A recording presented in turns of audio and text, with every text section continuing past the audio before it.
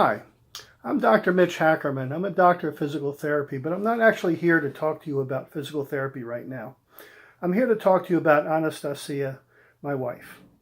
Anastasia, I met in 2006 in Beijing, China. I was with a Wing Chun Kung Fu group taking a tour of China, and I met this beautiful blonde woman in Beijing, China at a jade store. And I took her out that evening for dinner. We actually ate at her hotel because it was kind of late and she was starving. Anyway, that's a whole nother story because we had to have some funny things that occurred that evening with regard to communication and people that were around us. That's for another time. I did meet up with her again in Shanghai a day or two later. Both of our groups went to Shanghai, China by train, which is like a 12-hour train ride or so. I was at a Buddha temple taking a picture of the Buddha. One of the people in my group said, "Isn't that the Russian people that we saw in Beijing earlier?" And I look over to my left and you could draw a line between us, and she was standing on it's like she's standing on a straight line right next to me taking a picture of the Buddha exactly at the same time that I was. So we're very surprised to see each other, needless to say. So from that point onward, we kept in touch. I went over and visited her and her family in Russia. She eventually came over to America, and it's history from there. Now, when I met Anastasia, she was a very mature young lady. And I really didn't realize how old she was, because she says to me one time, she says, "What are we going to do about our age difference? What do you think about that?" And I said, "Our age difference?" Now, I knew I was older than her, but I really didn't know how much older I was than her. And I was shocked to even hear that from her. And the reason is because, well, first of all, it turns out I'm 21 years older than she is, okay?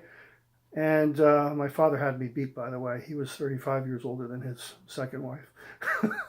And used to joke with him about how he met his wife at the hospital in the baby ward.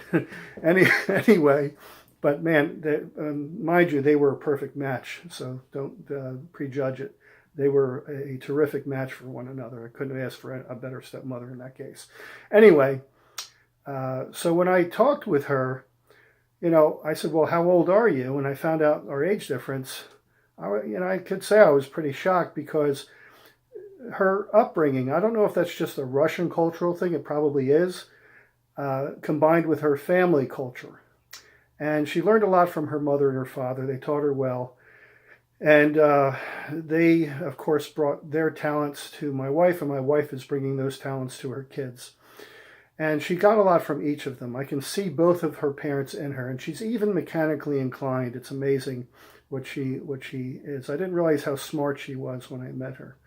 I was very surprised, nicely surprised.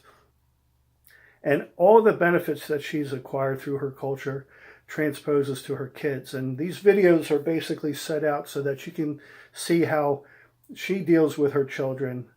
And look, she's got to deal with me too. I'm like a big child in a lot of ways. And I think a lot of men can relate to that. We all have room for improvement, and not always easy to take criticism, but she's even helping me in a lot of ways, even at my age now. Because let's face it, we do things differently.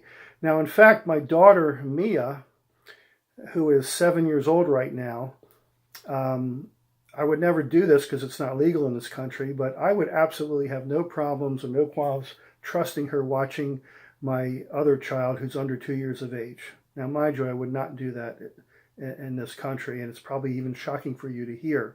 But when you notice the cultural differences in how they raise kids differently, it becomes understandable. And I think part of the reason is we often assume that these children are so young they can't possibly learn how to do certain things on their own. That's just simply not true. They can learn to do things on their own. And the things that I've seen my children do just absolutely amaze me. And, to see, they both were potty trained since the age of 5 months. And they both speak Russian. Mia is completely fluent in Russian. She wants to learn Mandarin Chinese. She wants to learn Spanish. And she just loves to learn things. And a lot of that is through all the reading that her mother has her do, besides what school requires. And Alina, who's not even 2 yet, has been speaking Russian for some time as well. And she does know some English words, but let's face it, she spends more time with them than I do. And she does speak English with them too.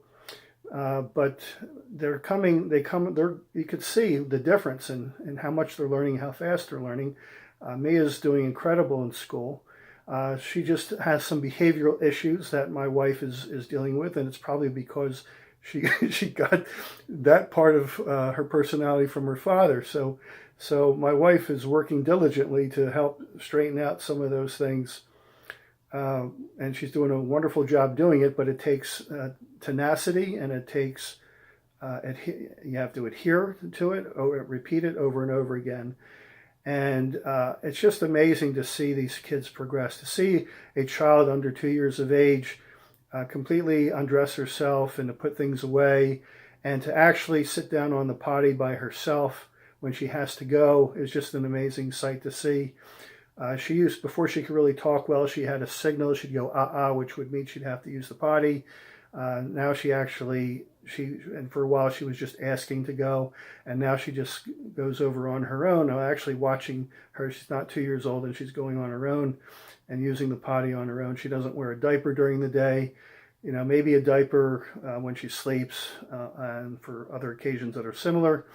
But these kids are just amazing to watch what has been going on with them and how they've been maturing. And I'm trying to support my wife as much as we can. And we hope that the viewers can learn something from what they see her doing, and apply it themselves. Now, not everybody's going to agree with everything we do. That's impossible. There's always going to be somebody who says, oh, you shouldn't do that, you shouldn't do this. You know what? It is what it is. And feel free to voice your objection. Maybe there's some good ideas you have out there and you want to suggest it. Feel free to go do it. Maybe we'll agree with you. Maybe we won't. Really, it's Anastasia who will have the bottom line on that, how she feels about certain input that we get. We do ask that you subscribe and pass this along to anybody you know who has kids, who want to get them under control and want them to learn and succeed later in life. These are the ways that we find that you do it with the kids, and they're going to have a much better chance of succeeding, not being dependent on government when they get older. You want kids to be able to be independent. You want them to succeed. And Mia's doing just incredible in school. She's just doing a great job. And she's also involved in many activities. As you will see in other videos that we post, she's been involved in many, many things. It doesn't have to be an activities that necessarily cost something to join, or if it does cost something, you don't have to do as much as Mia does. But you do want to keep them active and involved and engaged in different things, and they should be learning all of the time. So you'll notice how they are being trained to become independent as time goes on. There's a lot to get out of these videos. So hey, as I said, I'm still trying to learn how to improve myself over time. So please feel free to comment, feel free to share, and we do appreciate you subscribing to Anastasia's channel. And I appreciate it. And have a great day. Enjoy. And feel free to comment.